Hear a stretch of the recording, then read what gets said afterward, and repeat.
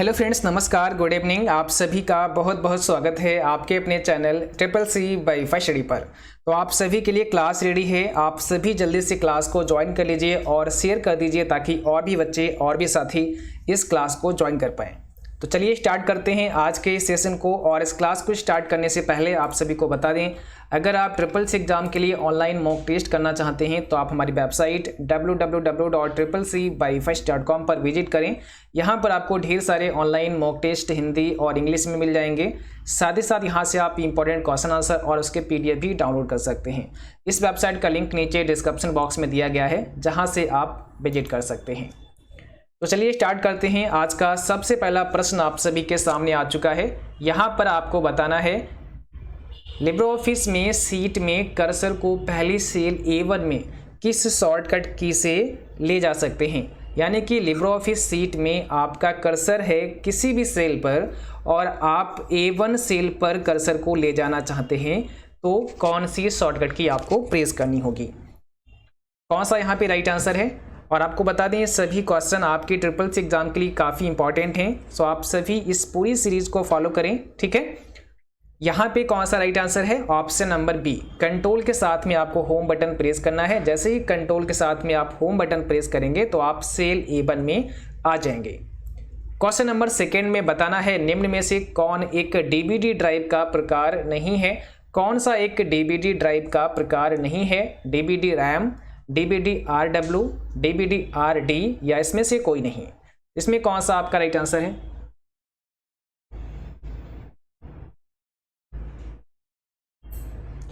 तो यहां पर हो जाएगा ऑप्शन सी, DVD RD ये एक ड्राइव का प्रकार नहीं है, याद रखना है। सी ऑप्शन यहां पे करेक्ट आंसर है। चलिए क्वेश्चन नंबर थर्ड में आपको बताना है, इनमें से कौन इंटरनेट सुरक्षा से संबंधित है। कौन इंटरनेट सुरक्षा से संबंधित है। W3C, CERT, MIT, DSL। कौन सा इसमें राइट आंसर है, बताइए। यहां पे आपका सही जवाब क्या हो जाएगा, CERT करेक्ट आंसर होगा, ऑप्शन नंबर बी। ध्यान रखना है, CERT आपका राइट आंसर है। और अगर बात करें CERT की फाउंडेशन की कि कब इसकी स्थापना हुई थी, तो 19 जनवरी 2004 में इसकी स्थापना हुई थी।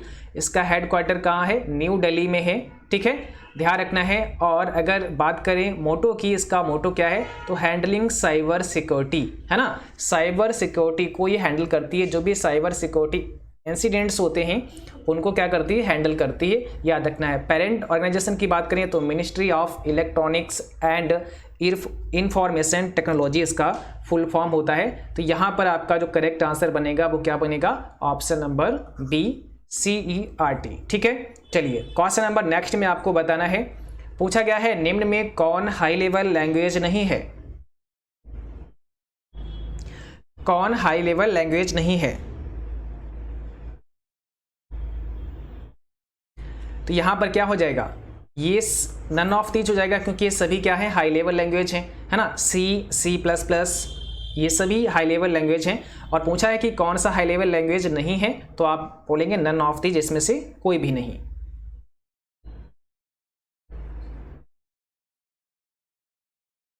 क्वेश्चन नंबर 5 में बताना है, राइटर डॉक्यूमेंट में बाय डिफॉल्ट टेक्स्ट का अलाइनमेंट क्या होता है। बाय डिफॉल्ट टेक्स्ट का अलाइनमेंट आपको बताना है क्या होता है।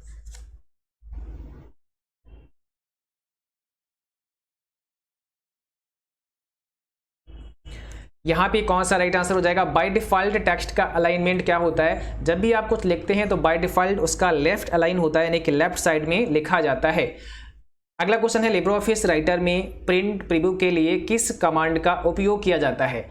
विच command is used for print preview in LibreOffice writer. अगर आपको लिब्रियोफिस राइटर में प्रिंट प्रीव्यू की कमांड इस्तेमाल करनी है तो आप कौन सी कमांड यूज करेंगे, ठीक है। यहाँ पे क्या होगा, कंट्रोल शिफ्ट के साथ में O आपको प्रेस करना होगा। कंट्रोल शिफ्ट O से आप प्रिंट प्रीव्यू कर सकते हैं। क्वेश्चन नंबर 7 में पूछा है, लिब्रियोफिस राइटर में डॉक्यूमेंट के टेक्स्ट को इटैलिक करने के लिए किया जाता है। आप डॉक्यूमेंट के किसी टेक्स्ट को इटैलिक करना चाहते हैं तो इसके लिए क्या शॉर्टकट का इस्तेमाल करेंगे, कैसे आप इटैलिक कर सकते हैं। तो ध्यान रखना है, उस टेक्स्ट को पहले सेलेक्ट करना है, उसके बाद में कंट्रोल आई आप प्रेस करेंगे। कंट्रोल आई से आप इटैलिक कर सकते हैं, कंट्रोल आर से राइट अलाइन कर सकते हैं, है ना, राइट अलाइन कर सकते हैं। कंट्रोल एल से लेफ्ट अलाइन कर सकते हैं। और कंट्रोल जे से क्या होता है, जस्टिफाई होता है ना, कंट्रोल जे से आप जस्टिफाई कर सकते हैं। अगला क्वेश्चन आपको बताना है लिब्रे ऑफिस कैल्क में सेल की डिफ़ॉल्ट ऊंचाई कितनी होती है। लिब्रे ऑफिस कैल्क में सेल की डिफ़ॉल्ट ऊंचाई आपको बतानी है, ठीक है। डिफ़ॉल्ट हाइट कितनी होती है लिब्रे ऑफिस कैल्क में। यहाँ पे कौन सा राइट आंसर आपका होगा, ऑप्शन नंबर बी आपका करेक्ट होगा, 0.18 इंच, ठीक है। 0.18 इंच होती है लिब्रे ऑफिस कैल्क में सेल की डिफ़ॉल्ट जो हाइट होती है, याद रखना है। क्वेश्चन नंबर 9 में पूछा है लिब्रे ऑफिस कैल्क में अधिकतम कितनी सीट जोड़ सकते हैं, मैक्सिमम कितनी सीट आप ऐड कर सकते हैं लिब्रे ऑफिस कैल्क में, ठीक है। What is the maximum number of sheets you can add to the Libre Office Calc. अब यहाँ पे आपका कौन सा राइट आंसर है, क्वेश्चन नंबर 9 आपके सामने है। और जितने भी बच्चे क्लास को देख रहे हैं आप सभी क्लास को लाइक करें और शेयर करें। अगर अभी तक आपने शेयर नहीं किया है तो आप सभी बच्चे क्लास को शेयर करें और क्लास को लाइक अवश्य करें, ठीक है। यहाँ पे आपका राइट आंसर होगा ऑप्शन नंबर सी, आप मैक्सिमम 10,000 सीट ऐड कर सकते हैं लिब्रे ऑफिस कैल्क में। क्वेश्चन नंबर 10 में पूछा गया है एड्रेस 127.0.0.0 कहलाता है, ये किस प्रकार का एड्रेस होता है, ठीक है। ये एक आईपी एड्रेस याद रखना है, एक आईपी एड्रेस का एग्जांपल है। अब यहाँ पे पूछा ही गया है कि किस प्रकार का आईपी एड्रेस है, लूप बैक एड्रेस है, रिजर्व्ड एड्रेस है, ब्रॉडकास्ट एड्रेस है या मल्टीकास्ट एड्रेस है। इसमें आपका राइट आंसर करना है, क्या हो जाएगा बताइए। तो देखो जो आईपी एड्रेस 127, ठीक है, यानी कि 127 आप बोल सकते हैं, 127 बोल सकते हैं, इससे स्टार्ट होता है, वो कैसा आईपी एड्रेस होता है, लूप बैक एड्रेस होता है, ठीक है। याद रखना है लूप बैक एड्रेस होता है, तो ऑप्शन पहला करेक्ट है। कंप्यूटर सिस्टम का पैरेलल पोर्ट प्रायः इनके द्वारा इस्तेमाल किया जाता है। कंप्यूटर सिस्टम का जो पैरेलल पोर्ट होता है वो किसके द्वारा इस्तेमाल होता है, प्रिंटर, माउस, मॉनिटर या फिर अन्य स्टोरेज डिवाइस। चलिए करेक्ट जवाब करना है आप सभी बच्चों को। यहाँ पे कौन सा राइट आंसर होगा, यहाँ पर आपका जो राइट आंसर होगा ऑप्शन पहला होगा प्रिंटर, ठीक है। डिफ़ॉल्ट रूप में लिब्रे ऑफिस कैल्क में कितनी वर्कशीट होते हैं। जब आप लिब्रे ऑफिस कैल्क ओपन करते हैं तो वहाँ पर डिफ़ॉल्ट रूप से कितनी वर्कशीट होती हैं।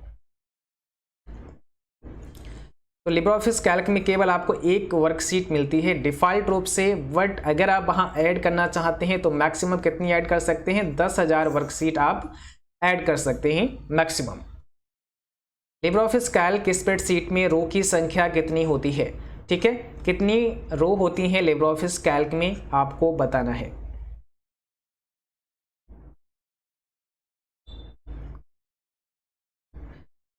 तो यहाँ पर ऑप्शन पहला करेक्ट होगा, 10,48,576 टोटल नंबर ऑफ रो होती हैं लिब्रे ऑफिस कैल्क में। अगला क्वेश्चन पूछा है डाटा सोर्स में फील्ड नेम बनाने के लिए निम्न में से कोई एक वैध नहीं है। यानी कि डाटा सोर्स में जो फील्ड नेम होता है, फील्ड नेम बनाने के लिए क्या एक वैध नहीं है, क्या लेटर वैध नहीं है या नंबर वैध नहीं है, अंडरस्कोर कैरेक्टर या स्पेस, इसमें से आपको बताना है कौन सा राइट आंसर है, ठीक है। चलिए काफ़ी इंपॉर्टेंट क्वेश्चन है, यहाँ पर पूछा क्या है, डाटा सोर्स में फील्ड नेम बनाने के लिए क्या वैध नहीं है। तो यहाँ पर देखो राइट आंसर है ऑप्शन बी, नंबर वैलिड नहीं है। वहाँ पर लेटर हो सकता है, अंडरस्कोर कैरेक्टर भी हो सकता है, स्पेस हो सकता है, ठीक है। जैसे आपने लिखा स्टूडेंट नेम, यहाँ पर स्पेस भी हो सकता है, ऐसे करके ये हो गया, ठीक है, इस टाइप से। तो यहाँ पर क्या है, यहाँ पर नंबर नहीं हो सकता है, डाटा सोर्स में फील्ड नेम बनाने में नंबर नहीं हो सकता है, ठीक है। चलिए अगला क्वेश्चन देखिएगा, ईमेल डिलीट होने पर कहाँ स्टोर होती है। जब कोई ईमेल डिलीट होती है तो कहाँ पर स्टोर हो जाती है, इनबॉक्स में, आउटलुक, रिसाइकल बिन या फिर ट्रैश फोल्डर में। जब कोई ईमेल आपका डिलीट होता है तो वो कहाँ जाता है, ट्रैश फोल्डर में जाता है, ठीक है। ट्रैश फोल्डर में मैक्सिमम 30 दिन तक मेल रहता है। कितने दिन तक रहता है, याद रखना है 30 डेज तक मेल रहता है ट्रैश फोल्डर में। डैश की सीमा यह है कि हम उसे केवल सूचना दे सकते हैं लेकिन उसे मिटा या रूपांतरण नहीं कर सकते हैं। केवल इंफॉर्मेशन दे सकते हैं, उसे डिलीट नहीं कर सकते हैं, उसे चेंज नहीं कर सकते हैं। Tape drive, floppy disk, CD रोम या फिर हार्ड डिस्क। तो यहाँ पर कौन सा आपका राइट आंसर है? यहाँ पर सही जवाब हो जाएगा CD रोम, याद रखना है CD रोम। अगला क्वेश्चन आपको बताना है किसी फार्मूले में सेल एड्रेस A4 यहाँ पे लिखा और बीच में डॉलर का साइन है, का मतलब है कि यहाँ in a formula the cell address A4 means that it relative cell reference, absolute cell reference, mixed cell reference या फिर सभी। तो ये किस प्रकार का सेल रेफरेंस है आपको बताना है। ठीक है, एक सेल एड्रेस है ए, फिर डॉलर का सिंबल और यहाँ पर 4, यानी कि A4 ये एड्रेस है, बीच में डॉलर लगा है। अभी किस प्रकार का सेल रेफरेंस है? सेल रेफरेंस क्या होता है? किसी सेल का एक पर्टिकुलर एड्रेस सेल रेफरेंस होता है। लिब्रे ऑफिस कैल्क में अगर आप देखेंगे तो बहुत सारे सेल होते हैं और हर सेल का क्या होता है? एक एड्रेस होता है। तो यहाँ पर अगर ये एड्रेस आपसे पूछें किस प्रकार का है, तो यहाँ पर ये ऑप्शन नंबर सी करेक्ट होगा। ये है आपका मिक्स्ड सेल रेफरेंस। ठीक है, देखिए मिक्स्ड सेल रेफरेंस क्या होता है? इसमें आपका एक तो एब्सोल्यूट सेल है, ध्यान रखना है कैसा है, एक आपका एब्सोल्यूट सेल है। जैसे अगर यहाँ पर बात करें, अगर हम यहाँ पर A4 लिखते हैं, ठीक है, और यहाँ पर ये जो आपका A है ये कॉलम है, ये क्या है? कॉलम है, और 4 क्या है? आपका रो है। तो अगर कॉलम से पहले डॉलर का साइन आता है तो ये कॉलम कैसा हो जाता है? एब्सोल्यूट हो जाता है, इसको बोलेंगे एब्सोल्यूट। ठीक है, और यहाँ पे अगर रो के सामने भी डॉलर आ जाता है तो ये एब्सोल्यूट हो जाता है। ठीक है, तो यहाँ पर देखो अभी क्या है, यहाँ केवल आपका जो रो नंबर है, ठीक है, उसके आगे डॉलर लगा है, और बाकी जो आपका कॉलम है वो कैसा है? रिलेटिव है, कॉलम रिलेटिव है। देखिए सेल का जो रेफरेंस होता है दो प्रकार का होता है, पहले ये समझो, एक होता है रिलेटिव, एक होता है रिलेटिव, ठीक है, और एक होता है एब्सोल्यूट। एब्सोल्यूट और रिलेटिव में क्या फर्क होता है? रिलेटिव आप जो देखते हैं नॉर्मल, जैसे हम लिखें यहाँ पर A1, ठीक है, कामा A2, कामा A4, ये आपका रिलेटिव सेल रेफरेंस है। यही अगर यहाँ डॉलर का साइन लग जाएगा आपके रो नंबर से पहले या कॉलम से पहले, तो ये क्या हो जाएगा? एब्सोल्यूट हो जाएगा। बट यहाँ पर आप देखेंगे तो केवल रो के आगे डॉलर लगा है, ए के आगे नहीं लगा है, इसलिए मिक्स है। आपका कॉलम तो कैसा है? कॉलम तो रिलेटिव है, लेकिन सेल आपका एब्सोल्यूट है, तो इसे बोलेंगे मिक्स्ड सेल रेफरेंस। यही अगर यहाँ पर, जैसे हम यहाँ पर लिखें, जरा इसको मिटाते हैं उसके बाद आपको बताते हैं। यहाँ पर अगर हम लिखते हैं आपके सामने, देखिए यहाँ पर आपके सामने लिखा गया है A4, और इसमें यहाँ पर डॉलर है और यहाँ पर भी डॉलर है। तो अब ये क्या हो गया? ये आपका एब्सोल्यूट सेल रेफरेंस है। ठीक है, एब्सोल्यूट सेल रेफरेंस है, क्योंकि इसमें आपका जो कॉलम है उसके आगे भी डॉलर है और आपका जो रो है इसके आगे भी डॉलर है। और यही अगर केवल A4 लिखें तो ये कैसा है? ये रिलेटिव सेल रेफरेंस है। लेकिन इसमें अगर एक के आगे डॉलर हटा देंगे तो क्या हो जाएगा? मिक्स्ड सेल रेफरेंस हो जाएगा। ये होता क्या है, जब आप फार्मूला कॉपी करते हैं तो अगर आपका जो सेल रेफरेंस है वो एब्सोल्यूट है तो कॉपी नहीं होगा, मतलब ये सेल चेंज नहीं होगा, और अगर आपका रिलेटिव है तो चेंज हो जाएगा। इसको आगे प्रैक्टिकल में भी हम आपको समझाएंगे, तब आपके समझ में आ जाएगा। अभी इतना समझो कि मिक्स्ड सेल रेफरेंस क्या होता है, एब्सोल्यूट सेल रेफरेंस क्या होता है और रिलेटिव सेल रेफरेंस क्या होगा। ठीक है, एक बार फिर बता देते हैं। A4, A5, A6 ऐसे नॉर्मल लिखे हैं तो ये रिलेटिव सेल रेफरेंस होते हैं। अगर दोनों जगह डॉलर हैं, कॉलम के पहले भी डॉलर है और आपका जो रो है इसके पहले भी डॉलर है, तो ये कैसा होता है? एब्सोल्यूट होता है। बट इनमें से किसी एक में डॉलर है और एक में नहीं है तो ये मिक्स्ड हो जाएगा। वो आपका ये भी हो सकता है, रो भी हो सकता है और कॉलम भी हो सकता है। ठीक है, जैसे अगर हम यहाँ पर इसको हटा दें, ये बीच में मैंने हटा दिया, तो अभी क्या है? अभी भी ये कैसा है? मिक्स्ड है ना, डॉलर A4, तो ये मिक्स्ड है। और अगर इसको हटा देते हैं और यहाँ पर डॉलर कर देते हैं तो भी ये मिक्स है। ई वॉलेट का इस्तेमाल डैश होता है, बताइए।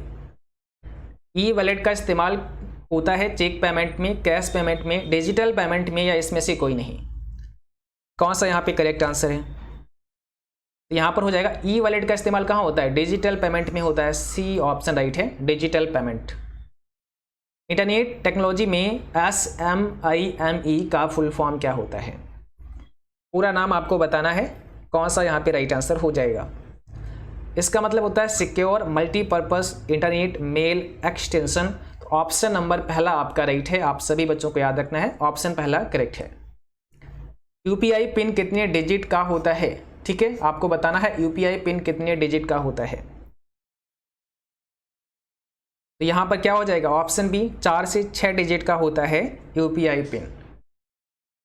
डॉक्यूमेंट में पृष्ठ को नीचे करने के लिए माउस डैश कार्य करता है। डॉक्यूमेंट में पृष्ठ को नीचे करने के लिए माउस क्या कार्य करता है? फ्लाई, बिजल, जंप या स्क्रॉल? तो माउस स्क्रॉल करता है ना, स्क्रॉल करते हैं, स्क्रॉल बटन भी लगा होता है आपके माउस में, देखेंगे तो स्क्रॉल व्हील होता है जिससे आप पेज को ऊपर नीचे कर सकते हैं, तो इसे क्या बोलते हैं, स्क्रॉल करना, पेज को स्क्रॉल करना। लैन के लिए व्यापक रूप से उपयोग होने वाले डैश 2 प्रोटोकॉल हैं, कौन से हैं आपको बताना है। लैन के लिए व्यापक रूप से उपयोग होने वाले 2 प्रोटोकॉल कौन से हैं? तो ऑप्शन नंबर यहाँ पे कौन सा करेक्ट हो जाएगा, option number D, Ethernet and token ring, option D आपका यहाँ पे करेक्ट आंसर है। सबसे पहला ईमेल कहाँ भेजा गया था? सबसे पहला ईमेल कहाँ भेजा गया था ये आपको बताना है। अमेरिका, जापान, चीन या फिर भारत? सबसे पहला ईमेल कहाँ भेजा गया था?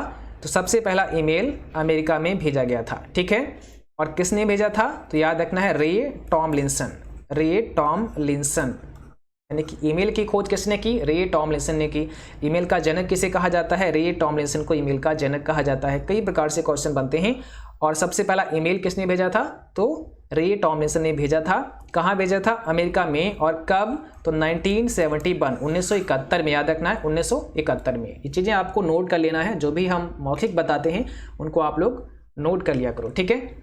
अगला क्वेश्चन देखिएगा, यूपीआई किसके द्वारा लॉन्च किया गया? यूपीआई किसके द्वारा लॉन्च किया गया आपको बताना है, इसमें कौन सा राइट आंसर है।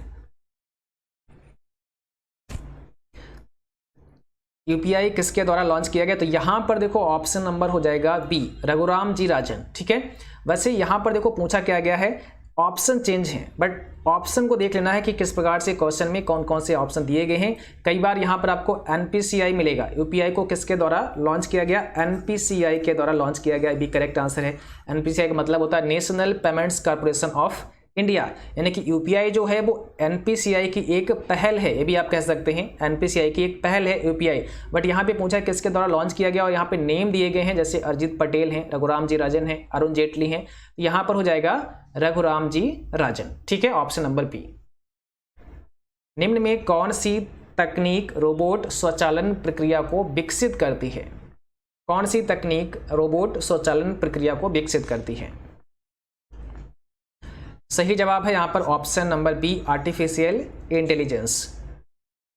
कैश को चेंज करने की शॉर्टकट की निम्न में से कौन सी होती है? यानी कि कौन सी शॉर्टकट की है जिससे आप कैश चेंज कर सकते हैं? कैश चेंज करने का मतलब, जैसे आपने स्मॉल लेटर में लिखा उसको कैपिटल कर देगा, ठीक है, उसको सेंटेंस केस में कर देगा। तो किससे कर सकते हैं ये कैश चेंज? आप किससे कर सकते हैं? लिब्रे ऑफिस राइटर में। कौन सा राइट आंसर है? शिफ्ट के साथ में F3 आपको दबाना होगा। आप लिखेंगे पहले कुछ भी, उसको सेलेक्ट करेंगे, शिफ्ट के साथ अगर आप F3 दबाते हैं तो कैश आपका चेंज हो जाएगा, स्मॉल से कैपिटल हो जाएगा, सेंटेंस केस में हो जाएगा। इस प्रकार से कैश चेंज कर सकते हैं। USB का पूरा नाम क्या होता है बताइए? USB का फुल फॉर्म आपको बताना है, जल्दी से बताइए। यहाँ पे राइट आंसर क्या होगा? यूनिवर्सल सीरियल बस, ठीक है, यूनिवर्सल सीरियल बस होता है, ऑप्शन बी करेक्ट है। मेल यूजर एजेंट को डैश भी कहते हैं, मेल यूजर एजेंट को क्या कहते हैं ये बताना है। मेल यूजर एजेंट को क्या कहते हैं आप सभी को बताना है, इसमें कौन सा राइट आंसर है? तो यहां पर हो जाएगा option number A, email client. क्या कहते हैं? Email client. बाहरी विशेष उपकरणों के प्रयोग से डैश को पुनः प्रोग्राम किया जा सकता है, किसको बताइए? ऑप्शन आपके सामने है, इसमें से कौन सा राइट आंसर होगा? तो यहां पर क्या हो जाएगा आपका सही जवाब? ईपीरोम, ऑप्शन नंबर सी आपका करेक्ट होगा। ईपीरोम का मतलब होता है erasable programmable read only memory, ठीक है, जिसको पुनः प्रोग्राम किया जा सकता है। अगला क्वेश्चन पूछा गया है, IPv6 का एक ब्लॉक कितने बिट का होता है? IPv6 का एक ब्लॉक कितने बिट का होता है आपको बताना है। कई बार पूछते हैं कि IPv6 कितने बिट का होता है, तो IPv6 आपका 128 बिट का होता है, ठीक है। बट यहां पे पूछा है कि इसका एक ब्लॉक जो होता है वो कितने बिट का होता है। तो याद रखना है एक ब्लॉक इसका 16 बिट का होता है, ठीक है, 16 बिट का होता है। जैसा कि आप यहाँ पर देख सकते हैं कि एग्जाम्पल हमने लिया है IPv6 का, ठीक है, एक IPv6 का एक एड्रेस है। तो इसका जो पूरा जो एड्रेस होता है हमने बताया 128 बिट का होता है। और इसका देखो एक ब्लॉक आपका यहाँ मिलेगा और ये ब्लॉक अलग किए जाते हैं कॉलन से, ऐसे करके कॉलन लगे होते हैं, 2 बिंदी आप देख सकते हैं, ये आपके इसके ब्लॉक होते हैं, ठीक है। और एक ब्लॉक इसका कितना होता है, 16 बिट का होता है, ठीक है। एक ब्लॉक जो होगा वो 16 बिट का होगा। और टोटल अगर एड्रेस आपसे पूछें तो 128 बिट का होता है। एक ब्लॉक में टोटल जो कैरेक्टर होते हैं वो कितने होते हैं, 4 होते हैं, ठीक है, 4 कैरेक्टर होते हैं, ये भी आपको याद रखना है। टोटल 128 बिट होता है, एक ब्लॉक 16 बिट का होता है। एक कैरेक्टर कई बार पूछ लेते हैं, तो एक कैरेक्टर आपका 4 बिट का होता है, एक कैरेक्टर 4 बिट का होता है, ये चीज़ भी आपको याद रखनी है, ठीक है। और अभी क्लास 9 बजे होगी हमारे दूसरे चैनल पर GS ज्ञान 247 पर, तो वहाँ पर भी आपको काफ़ी नए नए क्वेश्चन पढ़ने को मिलेंगे। आप सभी उस क्लास को भी अवश्य ज्वाइन करें। क्लास का समय है 9 PM पर और उस क्लास का लिंक डिस्क्रिप्शन में भी मिल जाएगा, जहाँ से भी आप उस क्लास को ज्वाइन कर सकते हैं, ठीक है। और आज का PDF आप हमारी वेबसाइट पर ले सकते हैं या फिर हमारे टेलीग्राम चैनल को ज्वाइन कर सकते हैं, वहाँ पर भी PDF का लिंक आपको मिल जाएगा, जहाँ से PDF आप लोग डाउनलोड कर सकते हैं। तो आज के लिए बस इतना ही। Thanks for watching, thank you, good night to all, bye bye.